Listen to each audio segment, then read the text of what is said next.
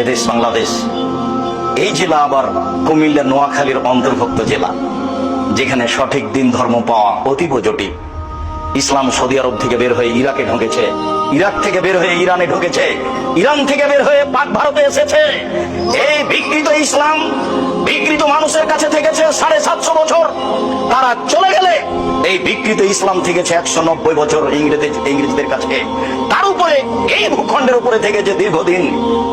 যারা পাকিস্তান থেকে দেশে এসে রাজত্ব চালিয়েছিল তারা সবাই ছিল শিয়া। মিস্টার জিন্না শিয়া, মিস্টার ব্যাকতারি শিয়া, প্রেসিডেন্ট আইয়ুব শিয়া। তাদের হাতে দিন ধর্ম থেকেছে, ক্ষমতা তাদের হাতে থেকেছে। বিকৃত ইসলামী মানুষের কাছে ইসলাম বলে পরিচয় পেয়েছে।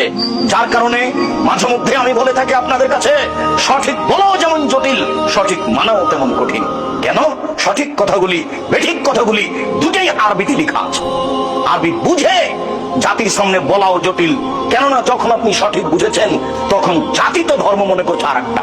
আপনি যদি বলেন সমাজ আপনারটা মেনে নিবে না, সমাজ রিরি করে উঠবে। তারা বলবে এই কেমন আলেম বাপ দাদার ধর্মকে বিকৃত করতে এসেছে। ধর্মের পরিবর্তন মানুষ সহজে মেনে নেয় না। তার নাম আকীদা, তার নাম